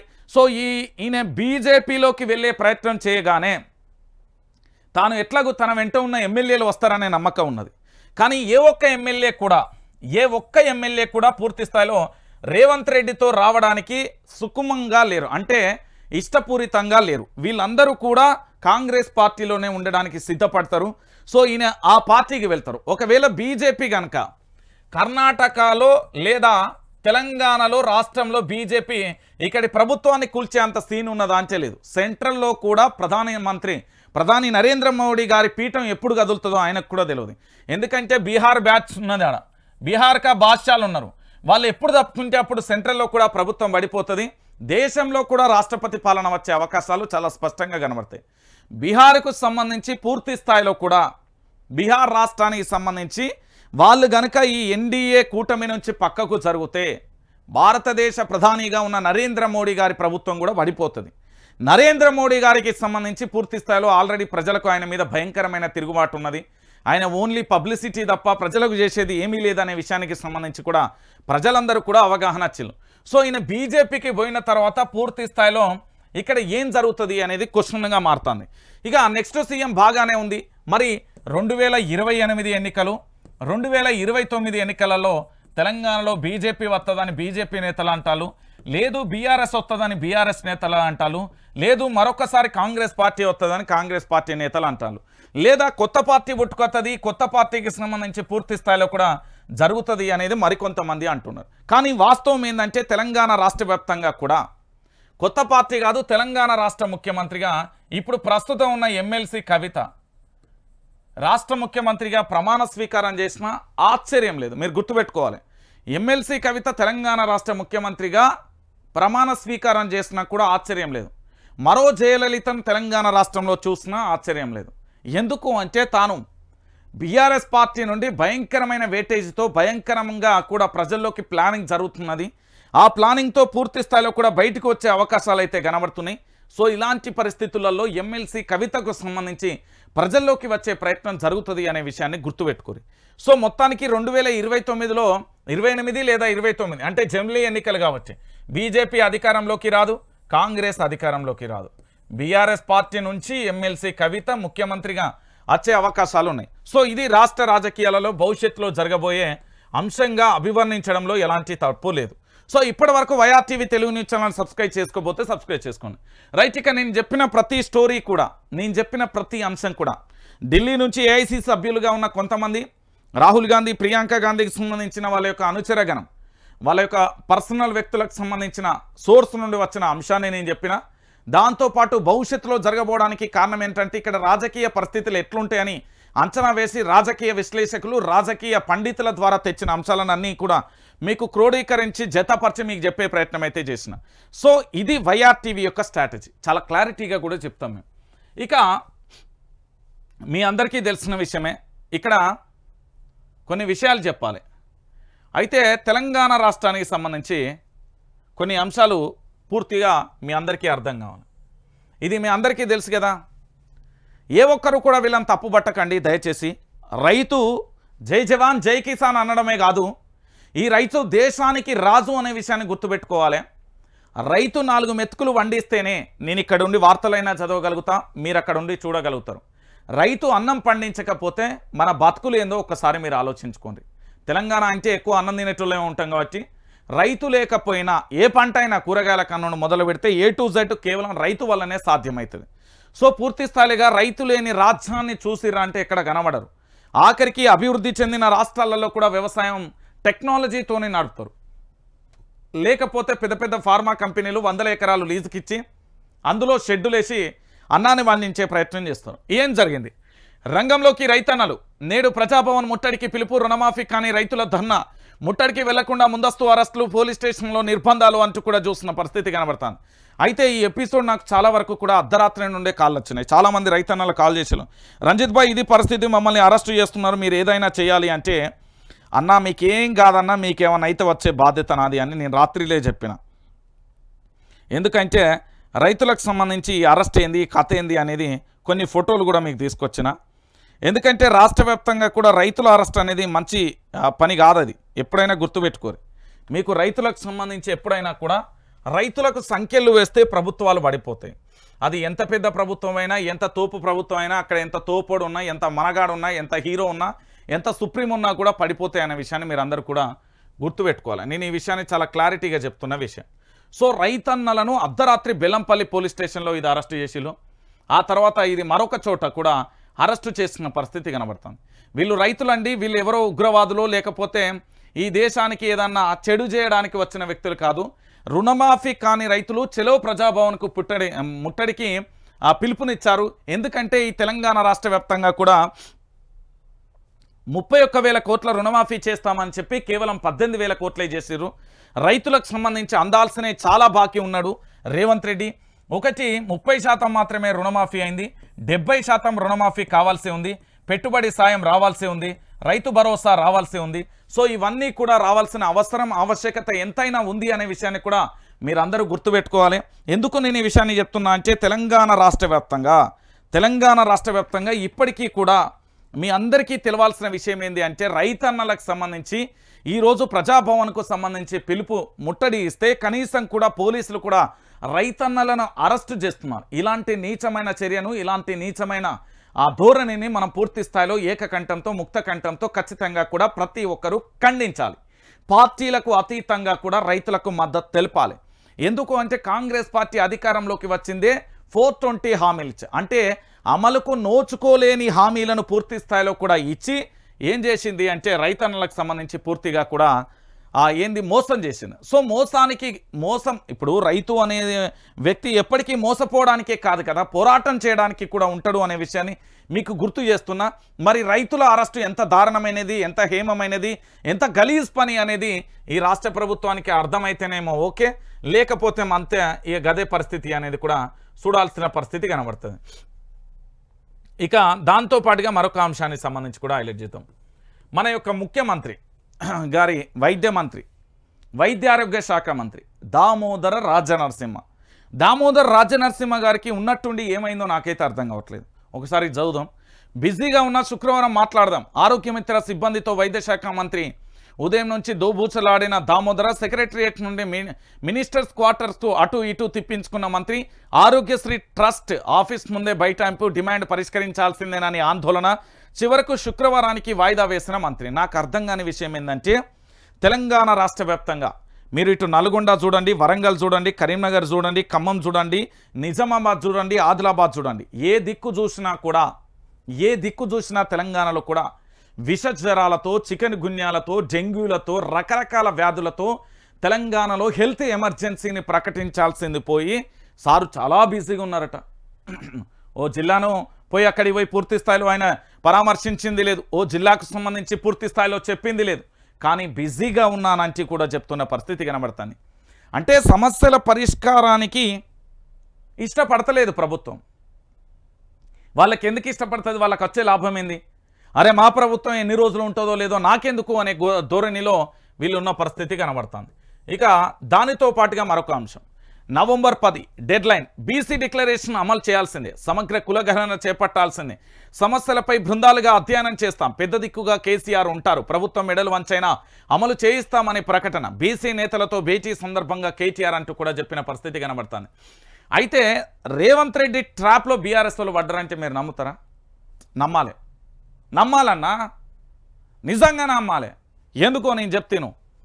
ఇక్కడ మామూలు తెలియని పాపం ఏంటంటే శ్రీనివాస్ గౌడ్ బీసీ నేతలందరికీ తెలియదు ఏంటంటే ఇక్కడ రేవంత్ రెడ్డి ఒక గేమ్ మొదలుపెట్టిండు. ఆ గేమ్ పేరే బీసీ డిక్లరేషన్. ఏం చేసిండు అంటే బీసీ డిక్లరేషన్కి సంబంధించి హైడ్రా మొదలుపెట్టిర్రు. ఈ హైడ్రా తర్వాత జరగబోయే చర్చ ఏదై ఉండాలి, హైడ్రా తర్వాత పూర్తి స్థాయిలో రేపు భవిష్యత్తుకు సంబంధించి తన వాళ్ళు కానీ తన కూటమి కానీ ఏదన్నా ఒకటి చేయాలి. అందుకే ఒక ఎత్తుగడలో భాగంగా బీసీ డిక్లరేషన్ వచ్చింది. ఈ డిక్లరేషన్కి సంబంధించి సమావేశాలు అంటే నిజమైన బీసీ సంఘాలు కులగణనకు సంబంధించి రకరకాలుగా కూడా వాళ్ళు పూర్తి స్థాయిలో కూడా బీసీ డిక్లరేషన్ అమలు చేయాలని కోరుతున్నారు. కానీ దీంట్లో రాజకీయం ఎంట్రీ ఇచ్చింది. రాజకీయం ఎంట్రీ ఇవ్వడం ద్వారా అసలు సిసిలైన బీసీ నాయకత్వాలు పక్కకు జరిగినాయి. అంటే ఉన్నారా అంటే ఉన్నారు, మాట్లాడుతున్నారా అంటే మాట్లాడుతున్నారు. కానీ అసలు సిసిలైన బీసీ డిక్లరేషన్ లొల్లివెచ్చింది మాత్రం రేవంత్ రెడ్డే ప్రధానంగా ఈ ఇష్యూను తెర మీదకి తీసుకొచ్చాడు. దీంట్లో అందరినీ ట్రాప్ చేసేసి నెట్టేసాడు. ఇది రేవంత్ సర్కార్ ఎట్లా ఆలోచిస్తాడో కూడా నాకు తెలుసు. నేను చెప్తున్నా కదా, రేవంత్ రెడ్డి ఏం చేస్తాడో కూడా నాకు తెలుసు. నేను చెప్తున్నా కదా, ఈ బీసీ డిక్లరేషన్ మొదలు పెట్టిందే రేవంత్ రెడ్డి. నేను చెప్తున్నా, రేవంత్ రెడ్డి బీసీ డిక్లరేషన్ మొదలు పెట్టిండు. నిజమైన బీసీ ఉద్యమకారులు మా బీసీ బిడ్డలందరూ పోరాటం చేసిళ్ళు, అది ఒక నిజమే కాదంటలే. కానీ దీంట్లో రాజకీయాలు ఎంట్రీ ఇవ్వడంతో బీసీలకు సంబంధించిన పెద్ద తలనొప్పిగా మారిన పరిస్థితి కనబడుతుంది. సో పూర్తిగా కూడా ఈ బీసీ డిక్లరేషన్కు సంబంధించిన ఎపిసోడ్ తెలంగాణ రాష్ట్ర వ్యాప్తంగా ఇప్పుడు బీఆర్ఎస్ కూడా ఈ పాట పాడింది. నిజానికి కూడా బీసీ డిక్లరేషన్కు మేము మద్దతు తెలుపుతున్నామంటే అయిపోయే కథ. కానీ వీళ్ళు మెడలో వేసుకోవడం వల్ల వీళ్ళు కూడా రేవంత్ రెడ్డి గారి ట్రాప్లో పడ్డరు అని చెప్పడానికి ఒక ఉదాహరణగా చెప్తున్నాను. నిజం ఇది. నా దగ్గర చాలా స్పష్టమైన క్లారిటీ విషయాలు ఆధారాలతో సహా ఉన్నాయి. బీసీ డిక్లరేషన్కు సంబంధించి కాంగ్రెస్ పార్టీకి సంబంధించిన ఓ గూఢాచారి తానే క్లారిటీగా కూడా ఒక ప్లేస్లో ఆయనే మాట్లాడిన పరిస్థితి కనబడుతుంది. అంటే మీరందరూ కూడా ఆలోచించాల్సిన విషయం. సో దీన్ని ట్రాప్లో పడడం వల్ల ఏమైపోతున్నది అంటే టాపిక్ డైవర్షన్. ఇప్పుడు ముఖ్యమంత్రి గారు ఏమన్నా చేయాలి అనుకుంటే టాపిక్ డైవర్షన్ చేస్తారు. సో టాపిక్ డైవర్షన్లో ఈయన దిట్ట అని చెప్పడానికి ఇది ఒక విషయం. సో నేను కేటీఆర్ అన్నకు విజ్ఞప్తి చేసేదంటే మీరు సంపూర్ణ మద్దతు తెలపండి, దాని మీద పోరాటాలు చేయండి. కానీ అంతకంటే పెద్ద పోరాటం చేయాల్సింది ఏమున్నది అంటే ఈ తెలంగాణలో మీరు హైడ్రా దగ్గర పోర్రి, పేద బాధితులకు సంబంధించి కూల్చేసిన ఇళ్లలో పోర్రి, తెలంగాణ రాష్ట్ర వ్యాప్తంగా విష జ్వరాలు పూర్తి స్థాయిలో కమ్ముకున్నాయి, అక్కడికి వెళ్ళండి. తెలంగాణ రాష్ట్ర వ్యాప్తంగా జరుగుతున్న ఆటవికమైన చర్యలను ఖండించండి. దీనికంటే చాలా పెద్దదే సమస్యలు ఉన్నాయనే విషయాన్ని గుర్తుపెట్టుకోరు జరా. నేను చెప్తున్నా కదా, రైట్. ఇక ఈ ఎపిసోడ్ చాలామంది నాకు కాల్ చేసిర్రు, వాట్సాప్ చేసిర్రు. ఏమని అంటే అన్నా మేము ఖమ్మంలో వరదలు వచ్చినప్పుడు మాకు హెలికాప్టర్ రాలే, పూర్తి స్థాయిలో వాతావరణ పరిస్థితులు అన్నారు, ఇంకోటి అన్నారు. మరి ఈరోజు ఏందన్నా ఇది అని నన్ను అడిగారు. నిజమే, వాళ్ళు అడిగిన దాంట్లో తప్పేమీ లేదు. ఇప్పుడు రాజుల సొమ్ము ఏమంటారు, రాళ్ల పాలు అంటారు. అది వెనకటి నానుడి. ఇవాళ ప్రజల సొమ్ము రాజుల పాలు, విలాసవంతమైన రాజుల పాలు అని చెప్పడానికి ఆ నానుడిని కాస్త మీరు తిరగేసి చదవాలి. ఇక్కడ కనబడుతుంది కదా, సర్కార్లో హెలికాప్టర్ దుమారం, బరాబర్ హెలికాప్టర్లోనే పోతా, సీఎస్తో చెప్పించిన వినని మంత్రులు, ఛాంబర్ వినియోగించడాన్ని తప్పుపట్టిన సీఎం, మంత్రులను నియంత్రించాలని సీఎస్కు ఆదేశించిన రేవంత్, తాము సీఎం క్యాండిడేట్లమేనంటూ తేల్చి చెప్పిన మంత్రులు, తాజాగా నల్గొండకు హెలికాప్టర్లో వెళ్లిన కోమటిరెడ్డి అంటూ కూడా చూసిన పరిస్థితి. సీఎం రేవంత్ రెడ్డికి ఇంటిపోరుతో సతమతమవుతున్నారు. ఓ పక్కన ప్రతిపక్షం నేతల విమర్శలు, ఆరోపణలతో దాడి చేస్తూ ఉంటే మరో పక్కన సొంత పార్టీ నేతల వ్యవహారం ఆయనకు మరింత తలనొప్పిగా మారిందని సచివాలయంలో చర్చ జరుగుతుంది. కేబినెట్ సహచరులలో కొంతమంది ఎవరికి వారి యమునా తీరి అన్నట్టుగా ఇష్టం వచ్చినట్టుగా ఇప్పటికే ప్రచారం జరుగుతున్న విషయం తెలిసిందే. అయితే హెలికాప్టర్ ఈ మంటకు మరింత ఆజ్యం పోసినట్లుగా తెలుస్తుంది. తనతో సమానంగా మంత్రులకు కూడా హెలికాప్టర్లు వినియోగించడాన్ని సీఎం రేవంత్ రెడ్డికి మింగుడు పడడం లేదని, ఇది తనకు చిన్నతనంగా ఉందని సన్నిహితులతో వ్యాఖ్యానించినట్లుగా ప్రచారం జరుగుతుంది. కాదా ఉల్లా, ముఖ్యమంత్రి పీఠం అనేది చాలా పెద్దది. 4 కోట్ల మంది ప్రజలకు సంబంధించిన ఆకాంక్ష, 4 కోట్ల మంది ప్రజలకు సంబంధించిన యొక్క ఏంది అంటే వాళ్ళ యొక్క తలరాతలను మార్చే కుర్చీ సీఎం కుర్చీ. మరి సీఎం కుర్చీలో ఎవరు కూర్చున్నారు? యనుమల రేవంత్ రెడ్డి గారు కూర్చున్నారు. యనుమల రేవంత్ రెడ్డి గారు సీఎం కుర్చీలో కూర్చుంటే తాను చేయాల్సిన పని ఏంటి?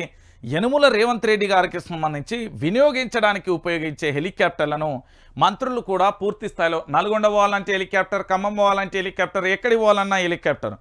కో అని ఒక అంటే మనం కో అని ఇట్లా గట్టిగా పిలిస్తే కూడా ఓ అలిగా ఎలిగా ఉన్నారా, ఓ రేలనా పుల్లనా ఏడా ఇట్లా పిలుస్తాం కదా, ఓ రాజన్న అని పిలుస్తాం కదా. ఇట్లా పిలుపులు ఏదైతే ఉంటుందో పిలుస్తాం కదా, పిలిచే వినబడే అంత దూరం కూడా హెలికాప్టర్లు వేసుకొని పోతారు వీళ్ళు వేసుకొని పోతున్నారు అంటే పూర్తి స్థాయిలో ఏంది అంటే కాంగ్రెస్ పార్టీలో బగబగ మండుతున్నది.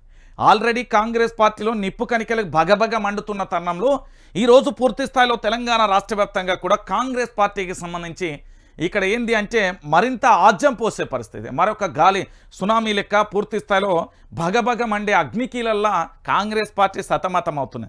ఇప్పుడు రేవంత్ రెడ్డి వచ్చిన, నువ్వు రేవంత్ రెడ్డి సీఎం అయితే ఏంది, నేను కూడా సీఎం క్యాండిడేట్, కోమటిరెడ్డి ఉత్తమ్ కుమార్ రెడ్డి నేను కూడా సీఎం క్యాండిడేట్, పొంగులేటి నేను కూడా సీఎం క్యాండిడేట్, సీతక్క నేను కూడా సీఎం క్యాండిడేట్, ఇంకెవరున్నారు దామోదర నేను కూడా సీఎం క్యాండిడేట్.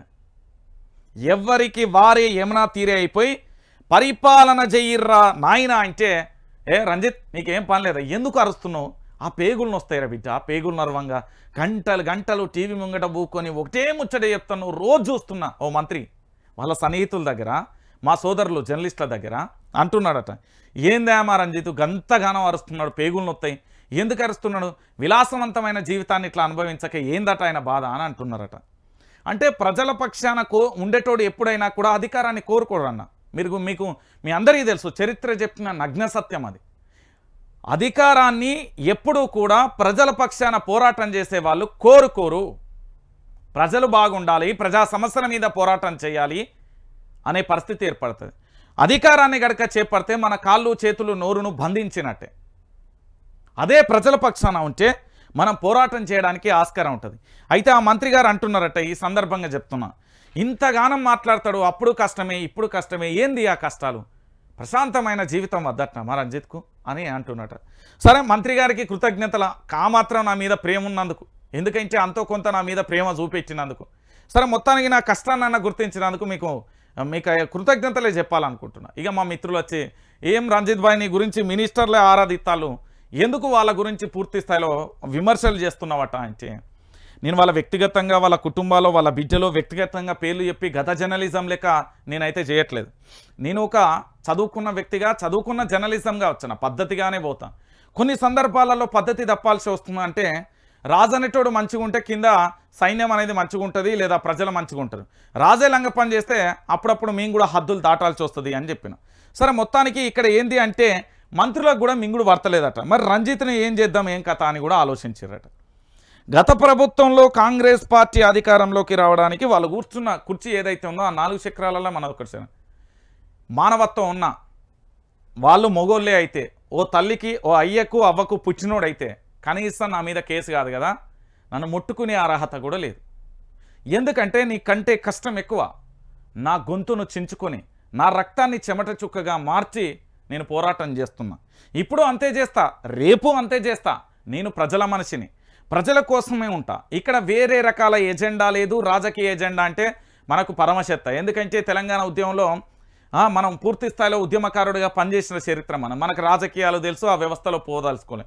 ప్రజా వ్యవస్థలో ఉంటా, ప్రజల కోసమే ఉంటా. నేను చాలా క్లియర్గా చెప్తా ఉన్నా. ఈరోజు తెలంగాణ రాష్ట్ర వ్యాప్తంగా వైఆర్టీవీ అనేది ప్రజల కోసమే ఉంటుంది. ఎవడు ఏమన్నా అనుకోని నేను చెప్పేది ఏంది అంటే ఒకటే మాట అన్న, మనం ప్రజల పక్షాన పోరాటం చేయాల్సిన సమయం, అవసరం, ఆవశ్యకత ఎప్పుడైనా ఉంటుంది. కాబట్టి మీ అందరికీ చెప్పేది ఏంటంటే, మన సొమ్మును ఈ విధంగా వృధా చేస్తున్నప్పుడు మనం ఏం చేయొద్దా, మన ప్రజల సొమ్ముతోని ఇంత ఘోరంగా వృధా చేస్తూ ఉంటే ఏం చేయకూడదా అనేది ఒకసారి ఆలోచించండి. అయితే మా యూట్యూబ్ ఛానళ్ళకి సంబంధించి తెలియని ఒక స్టోరీ చెప్తా. అయితే ఇది సీఎం ప్లస్ మంత్రులు, ministers plus Congress MLAs plus రౌడీలు, నేను చెప్తున్నా కీచకులు అంట వీళ్ళ, హౌలేగాళ్ళు అంట వీళ్ళ. సో ఈ ముగ్గురికి సంబంధించి ప్రజలకు సంబంధించి ఇది వీళ్ళ యొక్క అనుచరులు అనేది కూడా చెప్తున్న పరిస్థితి కనబడుతుంది. అయితే వీళ్ళందరూ కూర్చొని ఏం చేసిల్లట అంటే, ప్రశ్నించే గొంతుకలు అంటే తెలంగాణ రాష్ట్ర వ్యాప్తంగా యనుమల రేవంత్ రెడ్డి అధికారంలోకి రాకముందు తన కోసం పనిచేస్తున్న వాళ్ళను అధికారంలోకి వచ్చిన తర్వాత కనీసం కూర్చోబెట్టి ఒక మాట ఒక పలుకు ఏమీ మాట్లాడని పరిస్థితి కనబడ్డది. తనకు అవసరం ఉన్నంతసేపు మాత్రం సబ్బులా వాడుకున్నాడు. తన అవసరం తీరిన తర్వాత ఎడమకాలతో జాడిచ్చి తన్నిండు అనేది మరొక చర్చ జరుగుతుంది.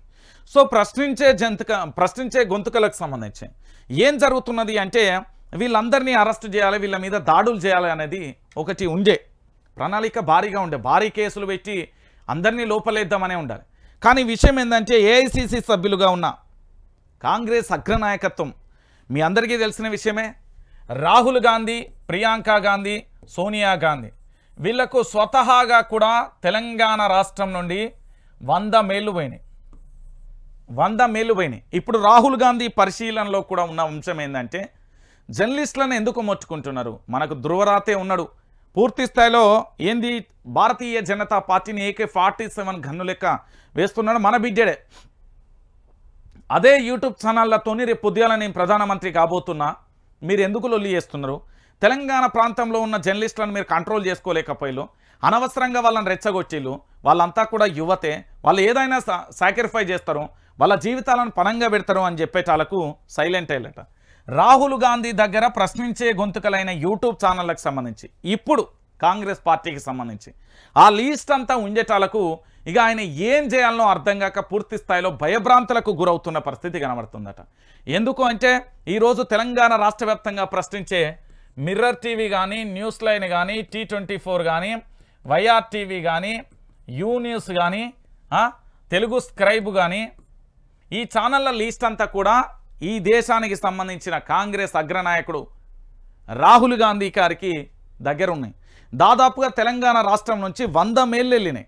ఎవరికి? రాహుల్ గాంధీకి 100 మేళ్ళు వెళ్ళినాయి. దీని గురించి ఇక్కడే ఒక మన రాష్ట్రానికి సంబంధించి తెలంగాణలో ఒక మారుమూల జిల్లాకు సంబంధించి నార్మల్ పర్సన్ ఆయన కాంగ్రెస్ పార్టీలో ఓ జిల్లా ప్రెసిడెంట్ కూడా కాదు, జస్ట్ యూత్కు సంబంధించిన సభ్యుడు. ఆయనకు పూర్తి స్థాయిలో కాలువ రావడంతో పాటుగా అగ్రనేత రాహుల్ గాంధీ నుండి వాట్ అసలు తెలంగాణలో ఏం జరుగుతుంది, ఎందుకు యూట్యూబ్ ఛానళ్ళ వాళ్ళు మా ఇంటికి వచ్చి నిరసన వ్యక్తం చేసిలు, ఎందుకు ఇలాంటి పరిస్థితి వచ్చింది అంటే ఆయన పూసగుచ్చినట్టు చెప్పిండట. సో ప్రభుత్వం దగ్గరే తప్పున్నప్పుడు మనం ఏమీ చేయలేం, వాళ్ళ జోలికి వెళ్ళొద్దంటూ గట్టిగానే వార్నింగ్ ఇచ్చిండట. అయితే లేకపోతే వీళ్ళు ఇంకో రకమైన చర్చ కూడా చేసుకునేది. సో ఈరోజుకు నిన్నటికి 24 గంటల గడవ ముందుకు కూడా తెలంగాణలో రాజీవ్ గాంధీ విగ్రహ ఆవిష్కరణకు సంబంధించి జరిగినప్పుడు ఆ విగ్రహ ఆవిష్కరణ ఎందుకు జరిగింది, దానికి సంబంధించి దాదాపు 9 పేజీలకు సంబంధించిన మెయిల్ ఏదైతే ఉందో ప్రియాంక గాంధీ, రాహుల్ గాంధీ, సోనియా గాంధీకి పంపించిరు. దాంతోపాటు వాళ్ళ ఆఫీస్లో ఉండే పెద్ద పెద్ద తలకాయలందరికీ కూడా జిరాక్స్ సెట్లు ఇచ్చచ్చిర్రు అనేది విశ్వసనీయ వర్గాల సమాచారం. సో యూట్యూబ్ ఛానళ్ళకు సంబంధించి గతంలో పనిచేసిన చాలా యూట్యూబ్ ఛానళ్ళు ఉన్నాయి. వాళ్ళందరికీ కూడా నేను ఒకటే మాట చెప్తున్నా, మనం పోరాటం చేయండి, మనం పోరాటం చేయాలి. మొన్న రౌండ్ టేబుల్ సమావేశం కూడా జరిగింది, ఆ రోజు నేను వెళ్ళలేకపోయా. నేనేమంటున్నానంటే ప్రశ్నించే గొంతుకలకు సంబంధించి పూర్తి స్థాయిలో కూడా అండదండగా వైఆర్ టీవీ మన కుటుంబ సభ్యులం, మనందరం కలిసి పనిచేద్దాం. భవిష్యత్తులో భయంకరమైన యుద్ధాన్ని నాందిని తీసుకురావాలి. ఈ తెలంగాణ ఆగమయ్యే పరిస్థితి ఉంది. ప్రొఫెసర్ జయశంకర్ గారు మీకు పరిచయం ఉండొచ్చు, ఉండకపోవచ్చు, కానీ నా వరంగల్ బిడ్డ, మేమందరం ఉద్యమంలో ఉన్నాం. తెలంగాణలో మరొక పోరాటం అవసరం అంటూ చాలా క్లారిటీగా చెప్పిలు. ఆ పోరాటానికి అందరం నాంది కావాల్సిందిగా నేనైతే ఈ సందర్భంగా వాళ్ళందరికీ పిలుపునిస్తా ఉన్నా.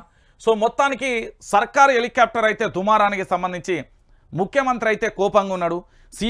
సిఎస్కు సంబంధించి గట్టిగానే అడిగితే నేను ఏం చేయలేనని కూడా చెప్పిందట. ఇక దాంతోపాటుగా ఇంకొక అంశానికి సంబంధించి కూడా చూడాలి. ఇక్కడ ఏంది అంటే అన్నింటికీ ఇందిరమ్మ ఇండ్ల పేర్లే చాతబాడనంత లీస్టు బయటపెట్టిన రాకేష్ రెడ్డి దేశంలోని ఇందిరాగాంధీ ఫ్యామిలీల పేర్లతో లెక్కలని, స్థలాలు, అవార్డులు, పథకాలు, అవినీతి, కులమత రాజకీయాలు తెచ్చిందే కాంగ్రెస్. పీవీని అవమానించే సోనియా గాంధీ కుటుంబం తెలంగాణ బలిదేవత ఎవరు? రేవంత్ రెడ్డిది వ్యంగ్యం పేరుతో వెకిలి భాష. 1000 ఎకరాల కేసీఆర్ ఫామ్ హౌస్ చూపిస్తావా, నిరూపించకపోతే ముక్కు నేలకు రాస్తా రేవంత్కు సవాలు విసిరిన రాకేష్ రెడ్డి అంటూ కూడా చూడొచ్చు. అన్నింటికీ ఇందిరమ్మ ఇండ్లే పేర్లే ఉన్నాయి అంటూ కూడా రాకేష్ రెడ్డి నిన్న అగ్గి మీద గుగ్గిలమైంది. అదేందో ఏదన్నా షాపింగ్ మాల్లో పోతే ఇట్లా లీస్ట్ ఇస్తారు చూడు, ఇట్లా పట్టుక కరెంటు బిల్లు లెక్క ఇట్లా పరిచిండి ఆడికిడికి. ఏంది గాంధీ పేరుతో ఉన్న పేర్లు, అవార్డులు, పథకాలు రకరకాలుగా పూర్తి స్థాయిలో కూడా మొత్తం ఇంటి స్థలాలు మొత్తం ఇట్లా పెట్టి లీస్టు పెడితే నేనేమనుకున్నా అంటే మరి అన్నదేమన్నా జేబులకెళ్ళి ఇట్లా కింద పడ్డదా అనుకుంటే కాదట.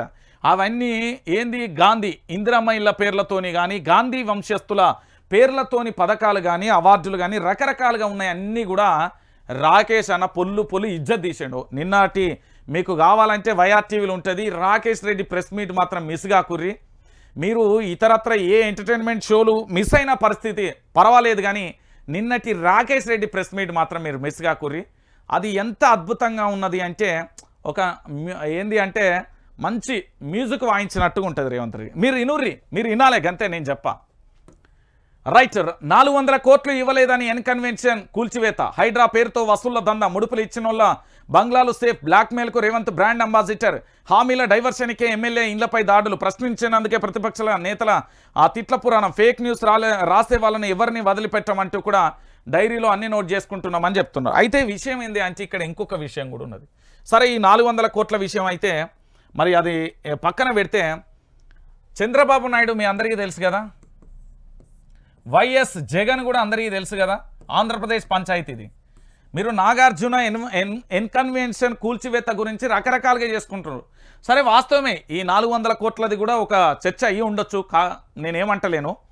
అయితే ఈ 400 కోట్లను పక్కన పెడితే చంద్రబాబు నాయుడుకు సంబంధించి వైఎస్ జగన్మోహన్ రెడ్డికి ఆంధ్రప్రదేశ్లో వైఎస్ జగన్మోహన్ రెడ్డికి అత్యంత ఆప్తుడు ఎవరు అంటే హీరో నాగార్జున. దాంట్లో మీకు ఎలాంటి డౌట్ లేదు. ఇంటి సభ్యుడుగా ఉంటాడు ఆయన. ఆల్మోస్ట్ 99% నాగార్జున వైఎస్ జగన్మోహన్ రెడ్డి ఇద్దరు దోస్తులు. ఆర్థిక మూలాలు పెట్టుబడులు ఎక్కడి నుండి వచ్చినాయి? వైఎస్ జగన్మోహన్ రెడ్డికి ఎవరెవరైతే సాయం చేసిలో వాళ్ళ ఇండ్ల మీద ఈ చంద్రబాబు డైరెక్షన్లో వచ్చిన హైడ్రా కూల్చివేసింది. ఇది క్లియర్ కట్టు. ఎవడో అవునన్నా కాదన్నా ఇదే సత్యం, నిజమండి. ఆంధ్రప్రదేశ్లో వైఎస్ జగన్మోహన్ రెడ్డికి ఎవరెవరైతే దగ్గర ఉన్నారో, ఎవరెవరైతే పూర్తి స్థాయిలో కూడా ఎవరెవరైతే వైఎస్ జగన్మోహన్ రెడ్డికి ఆప్తులుగా ఉన్నారో వాళ్ళందరి కూడా కూల్చేసే ప్రయత్నం చేసిళ్ళు. దాంట్లో భాగంగా ప్రప్రథమంగా కూడా నాగార్జున ఎన్కన్వెన్షన్ కూడా కూల్చివేసింది. ఇదంతా చంద్రబాబు గారి ఆధ్వర్యంలో వ్యూహరచన జరుగుతున్నది. ఈ మున్సిపల్ సెక్రటరీకి సంబంధించి కూడా మన తెలంగాణ బిడ్డేం కాదాయనే, ఆంధ్రప్రదేశ్ బిడ్డే. ఆయన ఆధ్వర్యంలోనే ఇవన్నీ నడిచినాయి అనేది కూడా మీరు క్లియర్ కట్గా అర్థం చేసుకోవాలి. ఇక్కడ 400 కోట్ల విషయం వాస్తవమే. దీంతో పాటు అడిషనల్గా జరిగిన చర్చ కూడా ఇది. సో బిడ్డను వైఎస్ జగన్మోహన్ రెడ్డికి ఎట్లా పూర్తి స్థాయిలో సపోర్ట్ చేస్తూ ఆ పార్టీని ఎట్లా ఆంధ్రప్రదేశ్లో చేస్తావు అనేది కూడా చెప్పిండు. నేనేమంటున్నా అంటే 2028-29 మళ్ళీ వైఎస్ జగన్మోహన్ రెడ్డిది ఆంధ్రప్రదేశ్లో.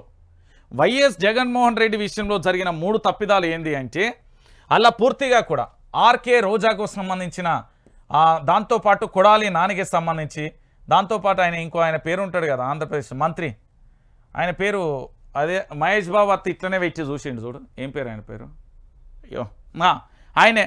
వీళ్ళందరూ ఇంకొక 3 మొత్తానికి ఆంధ్రప్రదేశ్లో 6 కలిసి జగన్మోహన్ రెడ్డి ప్రభుత్వం పోవడానికి నాందం. ఇష్టానుసారంగా వాక్చాతుర్యం, భావ ప్రకటన స్వేచ్ఛ, మాట్లాడే తీరు చాలా అవసరం. తెలంగాణ ప్రాంత బిడ్డలకి ఇది చాలా అవసరం, ఆంధ్రప్రదేశ్లోకి ఇంకా అవసరం. ఎందుకంటే అక్కడ ఎట్లా మర్యాద అనేది చాలా ఇంపార్టెంట్. ఈ మంత్రులు మాట్లాడిన లత్తకోరు అసలు పక్కెరకు రాని విషయాలన్నీ మాట్లాడి నిజంగా జగన్ ప్రభుత్వాన్ని కూల్చేసి వాళ్ళే కూల్చేసుకున్నారు. సొంత పార్టీకి సంబంధించిన మంత్రుల యొక్క భాష పరిభాష వల్లనే అక్కడి ప్రభుత్వం కూలిపోవడానికి వీళ్ళు కూడా ఒక కారణం అని చెప్తున్నా. అన్ని కారణాలు ఉన్నాయి, ఇది ఒక కారణం నేను చెప్తున్నా కదా. సో ఎన్కన్వెన్షన్కు సంబంధించి జరిగిన విషయం అది. ఇక గాంధీ దవాఖానా, పేదోడికి దిక్కు దివానా ఏంది అంటే గాంధీ దవాఖానా. మీరు ఎక్కడికన్నా ఊర్రి ఏమన్నా చేయరి, గాంధీ దవాఖానా ప్రతి పేదోడికి సంబంధించి పూర్తి స్థాయిలో కూడా పేదోళ్లకు ఒక నిజంగా చెప్పాలంటే ప్రాణాన్ని కాపాడేది. అయితే ఇంకొక విషయం కూడా ఇలా జరుగుతుంది. గాంధీ దవాఖానా డాక్టర్లతో నిన్న మాట్లాడిన, ఏందన్నా లీస్ట్ ఏంది, ఆ కథ ఏంది, గంతగనం అవుతుంది, ఏం కథ అని అడిగితే ఒకసారి ఇది చదివిన తర్వాత మీకు ఇది చెప్తా. చావులు దాచిన సర్కార్, గాంధీ హాస్పిటల్లో భారీగా మాతా శిశు మరణాలు. 1 ఆగస్టులోనే గాంధీలో 48 మంది పసిపిల్లలు, 14 మంది తల్లులు మృతి, 15 రోజులుగా బయటికి రాకుండా జాగ్రత్తలు. మీడియాలో రావడంతో ఉలిక్కిపడ్డ సర్కార్. వెంటనే గాంధీ ఉన్నతాధికారులతో ఆరోగ్య మంత్రి భేటీ. డేటా ఎలా లీక్ అయిందంటూ సూపరింటెండెంట్కు చివాట్లు. ఒక్కొక్కరిని పిలిచి క్లాస్ తీసుకున్న ఉన్నతాధికారులు. న్యూట్రిషన్ కిట్ల పంపిణీకి ఆగిపోవడమే కారణమా, అనుభవం లేని సిబ్బంది ఆపరేషన్లు చేయడం వల్లేనేనని విమర్శలు. గాంధీ ఘటనపై కేటీఆర్ ఆగ్రహం, విచారణకు డిమాండ్. రాష్ట్ర ప్రభుత్వం ఉందా, చీఫ్ మినిస్టర్ ఏం చేస్తున్నారు అంటూ కూడా మండిపడ్డారు. పుట్టబోయే బిడ్డ కోసం తల్లిదండ్రులు ఎన్నో కలలు కంటారు. ఏ పేరు పెట్టాలి అన్న ఆలోచన దగ్గర నుంచి వారి మనసులో ఎన్నో ఆలోచనలు మెదులుతూ ఉంటాయి. అలాంటి ఆలోచనలకు సర్కారీ దవాఖానాలు పూర్తిగా కూడా పురిట్లోనే చిదిమేస్తున్నాయి. ప్రైవేటుకు వెళ్ళలేక ప్రభుత్వ ఆసుపత్రిలోనే నమ్ముకొని వస్తున్న పేదలకు పెనుశాపంగా మారుతున్నాయి. గత ఆగస్టు నెలలో ఒక్క గాంధీ హాస్పిటల్లో 48 మంది పసిపిల్లలు 14 మంది తల్లులు కన్నుమూస్తారు. ఇలా జరగడం దారుణమే. కానీ ఈ మరణాలను దాచిపెట్టి సర్కార్ మరో తప్పిదం చేసింది. మరణాల కారణాలకు ఆరా తీయకుండా డేటా ఎవరు లీక్ చేస్తారంటూ ఎంక్వైరీ మొదలుపెట్టింది. అసలు లెక్కలు దాచిపెట్టి తప్పుడు లెక్కలు తప్పుదారి పట్టించారని చూస్తుంది. రాష్ట్ర రాజధాని నడిబొడ్డున గాంధీ దవాఖానలో జరిగిన ఈ దారుణ ఘటనపై ప్రతి ఒక్కరిని కూడా కన్నీళ్లు పెట్టిస్తున్నది. అంటే ఒక్కసారి మీరు ఆలోచించారు. 48 మంది చిన్నారులు 14 మంది గర్భిణీలు ప్రాణాలు కోల్పోయారు గాంధీ దవాఖానలో. అయితే గాంధీ దవాఖాన అధికారులతో మాట్లాడితే ఏమంటున్నారంటే, రంజితానా నువ్వేమన్నా అనుకో, ఇక్కడికి వచ్చేటప్పటికే చివరి ఘట్టంగా చాలామంది వస్తారు. ఇక ఆఖరి అవకాశంగా గాంధీ దవాఖాన చేరుకుంటారు. అంతకుముందు ఎక్కడెక్కడో ట్రీట్మెంట్ తీసుకుంటారు అనేది మొదటి వాదన. కొన్ని జరిగినాయి వాస్తవం. ఇంకొకటి ఇక్కడి సిబ్బంది తప్పిదాలతో జరిగినాయి మూడో వాస్తవం. వాళ్ళు ఒప్పుకున్నారు. డాక్టర్లు నాతో మాట్లాడినప్పుడు, అంటే నాకు వ్యక్తిగతంగా నా స్నేహితులు ఉన్నారు కాబట్టి చెప్తున్నా, ఇక్కడ రకరకాల సమస్య ఉంది. ఒక్క సమస్య అని చెప్పడానికి లేదట. గాంధీ దవాఖాన అంటే సమస్యల కొలిమి అని చెప్తున్నారు. వాళ్ళు చెప్తున్నారు పరిస్థితి విషమిస్తేనే చనిపోతారు. ఇలాంటి మరణాలు సహజమే, ఏ హాస్పిటల్లోనైనా జరుగుతాయి.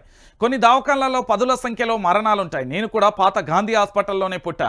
గాంధీ దవాఖాన వచ్చేది దొరజనం కాదు, నా జననం. గాంధీలో మాతా శిశువు మరణాలపై ఆరోగ్య శాఖ మంత్రి దామోదర్ అన్న. నేను కూడా ప్రభుత్వ దవాఖానలోనే వచ్చిన. నేను కూడా ప్రభుత్వ దవాఖాన, ఏం లగ్జరీ లైఫ్లో పుట్టలే. ఎందుకు ఈ ముచ్చట్లు ఎందుకు? నువ్వు ఏడబుచ్చినావు అనలే, నువ్వు ఉచ్చి బాగుపడ్డావు. మరి సచ్చిండాడా? వాళ్ళకి పరిస్థితి ఏంది? ఏ వైద్య ఆరోగ్య శాఖ మంత్రి మీద కనీసం మీ మీద కనీసం బాధ్యత లేదా? మీకు ఒక మంత్రిగా మీరు కనీసం దాని మీద చర్యలు తీసుకోరా? ఏం చేస్తున్నారు? ఏం చేస్తున్నారయ్యా? నేను గాంధీ దవాఖానలో ఇచ్చిన, మేము కూడా అందరం గాంధీ దవాఖానలో ఇచ్చినాం. లేకపోతే మేము వేరే అంగారగ్రహం కుజుడో, లేకపోతే వేరే ప్రైవేటో, లేకపోతే ఏసీలలోనో ఐసులకెళ్ళో ఏనుండో పుట్టలే. మేము కూడా తల్లి గర్భం నుండి ప్రభుత్వ దవాఖానలోనే ఇచ్చినాం. ఏమండి ఇదా అండి వైద్య శాఖ మంత్రి మాట్లాడేది? వైద్య ఆరోగ్య శాఖ మంత్రి మాట్లాడే భాష ఇదా? సహజమేందండి. మన ఇంట్లో ఎవరైనా చనిపోతే ఆ బాధ ఏందో తెలుస్తుందండి. అప్పటి వరకు ఏ సన్నాసికి తెలియదు. నేను చెప్తున్నా కదా. ఇగో ఇది కథ. ఇక మీ అందరికీ తెలియని విషయం, సీఎం ప్రారంభించిన హాస్పిటల్లో ఠాగూర్ సీన్ రిపీట్ అయిపోయింది. ఇక మీ అందరికీ తెలిసిన విషయమే. ఇక ఆ పంచాయతీ ఎట్లుంటుంది, ఏం కథ అనేది మీ అందరికీ తెలుసు కదా. ఇగో ఇది సీఎం ప్రారంభించిన హాస్పిటల్లో ఠాగూర్ సీన్ రిపీట్. ప్రైవేట్ ఆసుపత్రుల దోపిడీకి మరో నిదర్శనం. సాక్షాత్తు సీఎం రేవంత్ రెడ్డి ప్రారంభించిన ప్రైవేట్ హాస్పిటల్లో పేదలను దోచుకుంటున్న తీరుకు అద్దం పడుతుంది. ఈ ఘటన హనుమకొండ జిల్లా పర్వతగిరి మండల కేంద్రానికి చెందిన గుండ్ల చిన్న సుశీల 72 సంవత్సరాలు బ్లడ్ ఇన్ఫెక్షన్తో మెడికోవర్ హాస్పిటల్లో అడ్మిట్ అయింది.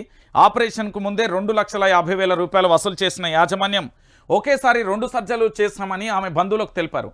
వారం రోజులుగా సుశీలకు బ్లడ్ ఎక్కించి డయాలసిస్ చేసి ఈసీజీ అంటూ హడావిడి చేసి చివరికి చనిపోయిందని చెప్పారు. డాక్టర్లకు సంబంధించి నిర్లక్ష్యం కారణంగానే సుశీల చనిపోయిందని మృతురాలు బంధువులు ఆరోపిస్తున్నారు. చనిపోయిన మనిషికే ట్రీట్మెంట్ చేశారని ఆవేదన వ్యక్తం చేశారు. తమకు న్యాయం జరిగే వరకు కదలేదు లేదని. ఇది ఎడమకాల చెప్పు ఉండే నాదేదో, ఆ చెప్పు తీసి పల్ల అందుకుంటే ఈ బాడకావులను, ఈ బామార్దులను, అవులేగాలను, సిగ్గు తక్కువ బాడకావులను, శరం లేని బాడకావులు ఏమిరా మీరు ట్రీట్మెంట్ చేసేది? ఇదా? చచ్చిపోయిన డెడ్ బాడీలకు ట్రీట్మెంట్ చేస్తారా? చదువుకున్నారా? మీకే మానవత్వం ఉన్నదా? సిగ్గు శరం ఉన్నదా? డాక్టర్ అనే వృత్తికి ద్రోహం చేసే నీచులారా. డాక్టర్ అంటే ఏంది?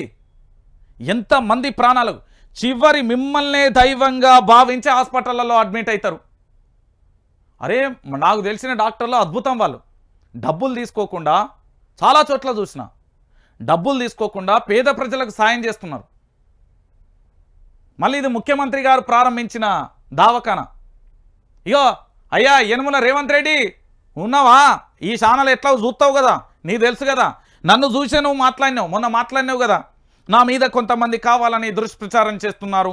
నేను ఢిల్లీకి వెళ్ళి కేంద్ర మంత్రులను కలవడానికి వెళ్ళినా, కానీ ఇట్లా పోయి అట్లా దిగిండని రాస్తున్నారు. మళ్ళీ ఇంకొకటి ఏంది, ప్రశ్నించే గొంతుకులకు సంబంధించి నేను ఏదో చేసినా అని రకరకాలుగా మాట్లాడినా. ఇప్పుడు నేను ఏంది ఇది? నువ్వు ప్రారంభించిన దవాఖానలో ఈ లుచ్చాగాళ్ళు, ఈ హౌలేగాళ్ళు, ఈ బాడకావుగాళ్ళు, ప్రజల రక్తాన్ని దాగే ఈ మెంటల్ సాలేగాళ్ళను, ఈ హౌలేగాళ్ళని దవాఖానను రద్దు చేయి. ఇదా ఠాగూర్ సినిమాను రిపీట్ చేస్తారా ఇల్లు? అన్నం తింటున్నారా లేకపోతే ఆ కట్టపొంటి ఏమన్నా సెప్టిక్ ట్యాంక్లే తింటున్నారా అవులేగాళ్ళు? అరే డాక్టర్లు అంటే ఎంత భావిస్తాం తెలుసా మేము? ఇలాంటోనికి తెలంగాణలో ఏం చేయాలి తెలుసా? మరణ శిక్ష విధించాలి, పబ్లిక్లా సంపేదొబ్బాలి, అప్పుడు అర్థమవుతుంది. ఇలాంటి డాక్టర్లందరినీ కూడా ఎన్కౌంటర్ చేయాలి. వీళ్ళు ఉగ్రవాదులు కంటే డేంజర్, వీళ్ళు ఉగ్రవాదుల కంటే డేంజరు. ఇలాంటి డాక్టర్లను ఎన్కౌంటర్ చేయాలంటున్నా నేను. అరే ఎంతమంది డాక్టర్లు ఈ దేశానికి ఉపయోగపడతారు. కరోనా సమయంలో డాక్టర్ల సేవలైంది. ఇప్పుడు రాష్ట్ర వ్యాప్తంగా కూడా వైరల్ ఫీవర్లు వస్తూ ఉంటే డాక్టర్ల సేవలైంది అద్భుతం. చాలామంది డాక్టర్లు గొప్ప గొప్ప వాళ్ళు ఉన్నారు. ఇలాంటి అవులేగాళ్ళను ఏం చేయాలి? ఎన్కౌంటర్ చేయాలని చెప్తున్నా. ఇలాంటి దావకాన్లను ఏంది అంటే మొత్తం దీన్ని సీజ్ చేసేయాలి, సీజ్ చేయాలి. ఇలాంటి దావకాన్లను పర్మిషన్ క్యాన్సిల్ చేయాలి, వాళ్ళందరినీ బయటికి వెళ్ళగొట్టాలి, దాన్ని పేదలకు ఇచ్చి పారేయాలి, డబుల్ బెడ్రూమ్ ఇళ్ళ కింద దాన్ని ఇచ్చేయాలి. నేను చెప్తున్నా కదా, ఇలాంటి బేవర్సన డాక్టర్లు ఉన్నంతకాలం ఇలాంటి అవులేగాలి ఈ ఘటన చేసిన వాళ్ళని అంటున్నాను నేను. అందరిని అనట్లే, నేను చెప్తున్నా కదా, నా ప్రాణాతి ప్రాణ స్నేహితులు డాక్టర్లు ఉన్నారు, నాతో చదువుకున్న వాళ్ళు ఉన్నారు, గొప్ప గొప్ప వాళ్ళు ఉన్నారండి. అరే నాకు తెలిసిన ఓ మిత్రుడు ఉంటాడు, తాను ఇప్పటికీ కూడా అదేంది గుండెకు సంబంధించి ఎముకలకు సంబంధించి ఏది కిడ్నీ ఫంక్షనింగ్కి సంబంధించి డాక్టర్లుగా చేస్తారు. ఎంత అద్భుతంగా వైద్యం చేస్తాడో తెలుసా? మీకు ఎగ్జాంపుల్ చెప్తాను. నిమ్స్లో శ్రీభూషణ్ రాజు అని ఉంటారు, నెప్రాలజీ హెచ్ఓడి. ఎంతమంది పేదలు అంటే నాకు తెలిసిన ఒక 150 మంది పేషెంట్లను పంపిస్తే అద్భుతమైన ట్రీట్మెంట్ ఇచ్చి వాళ్ళ జీవితాలలో వెలుగును ప్రసాదించండి. నిమ్స్లో ఒక ప్రభుత్వ డాక్టర్ ఆయన. అలాంటి అద్భుతమైన డాక్టర్లు ఉన్నారు. ఇలాంటి నీచులను హౌలేగాళ్ళని ఎన్కౌంటర్ చేద్దాం, ఏమైతే తప్పేముంది? అరే ప్రజల ప్రాణాలతోని శవాలతోని బేరాలు చేసి పాలాలు ఏరుకునే రాజకీయ నాయకుల కంటే అవులేగాలు, ఉగ్రవాదుల కంటే డేంజర్ గాలు వీళ్ళు. ఇలాంటోడు తెలంగాణలో బతుకుడే వేస్ట్ విని సిగ్గుండాల.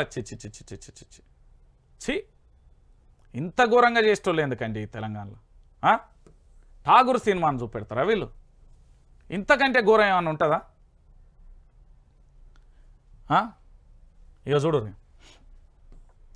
రీజనల్ రింగ్ రోడ్ మాస్టర్లు అసమ్మధీయుల కోసమే RRR అష్టవంకర్లు. గీత మారిన దగ్గరలా కాంగ్రెస్ నేతలకు 100 ఎకరాలు, ప్రభుత్వ పెద్దలకు మేలు చేసేలా అలైన్మెంట్ మార్పులు, రైతుల చేన్లలో చీలుస్తూ పెద్దల భూముల కోసం బాసటలు, వికారాబాద్ వైపు మరింత జరిపేలా కదులుతున్న పావులు. అలైన్మెంట్ మారిన చోట క్షేత్రస్థాయిలో కూడా రెడ్ కలర్ మార్కింగ్ అంటూ చూడొచ్చు. సో పూర్తి స్థాయిలో ప్రజా ప్రయోజనం ఉత్తదే బలవుతున్నది పేద రైతులే. హైదరాబాద్ మహానగరం చుట్టూ చేపడుతున్న రీజనల్ రింగ్ రోడ్ అంటే RRR రంగులు మార్చుకుంది. దక్షిణ భాగంలో దారి తప్పుతున్నది, గుట్టుగా రూటు మార్చుకొని బడా నేతల భూముల దగ్గర గీత దాటుతున్నది. గతంలో 189 కిలోమీటర్ల పొడవైన రీజనల్ రింగ్ రోడ్డును 5 కిలోమీటర్లు పెంచినట్టే పైకి కనబడుతున్న వాస్తవానికి అది లేఅవుట్ 5 కిలోమీటర్ల పరిధిలో 5000 ఎకరాలు రానున్నాయి. ఒక గీత 100 ఊళ్ళ తల రాతను మార్చనుంది. కొందరు నేతల జేబులను నింపనుంది, మరికొందరిని బజార్న పడివేయనుంది. వంకరి టింకర్గా కూడా తిరిగిన RRR పెద్దోళ్ళ డొంకల్లోకి మళ్ళింది. అధికార పార్టీల నేతల ముందుగానే కొనిపెట్టుకున్న భూముల కోసమే రోడ్డు మెలకలు తిరిగింది. అసమ్మధీయుల కోసమే అలైన్మెంట్ మారింది. ఇంతటికి ఎవరా బడాబావులు, ఎవరా రీజనల్ రింగ్ రోడ్ మాస్టర్లు అంటే ఏముంటుందండి? మీకు తెలియని కథ ఉంటుందా? ఏముంటుంది? విల్లాలు సల్లగుండానే మన భూములు మునగాలి గంతే. ఫార్మా రైతులకు హైకోర్టు కూడా నోటీసులు, భూమి ఇవ్వడంలో అభ్యంతరం ఏంటి అంటూ కూడా ప్రశ్నించింది కొడంగల్. నేనేమని చెప్తున్నానంటే 4th సిటీ ఫ్యూచర్ లేదు, నా లొట్టపీసీ సిటీ ఫ్యూచర్ లేదు. ఇక్కడ మీరు అందరూ కూడా గుర్తుపెట్టుకోవాల్సింది ఏంటి అంటే ఇది మారుతూనే ఉంటుంది. ఇగో ఇవాళ ఇట్లా పోయి ఇట్లా అయిందా, మీరు రేపు పొద్దుగాల ఇట్లా పోయి ఇట్లా కూడా అవుతుంది, రేపు పొద్దుగాల ఇట్లా పోయేది మారి ఇగో ఇట్లా కూడా అవుతుంది. ఏదైనా కావచ్చు, అధికారం మన చేతిలో ఉంటే ఏమైనా చేయొచ్చు, ఒక్కొక్కడికి లాగు తడియచ్చు. దోసుకున్నంత దోసుకోదు సంపద, దాచుకున్నంత దాచుకున్నది, ఏది చేసినా నడుతుంది బై చెల్తా అధికారంలో. అదే జరుగుతుంది ఇప్పుడు రేవంత్ రెడ్డి సర్కార్లలో. బడాబాబులకు సంబంధించి పూర్తి స్థాయిలో ఇదే జరుగుతున్నది.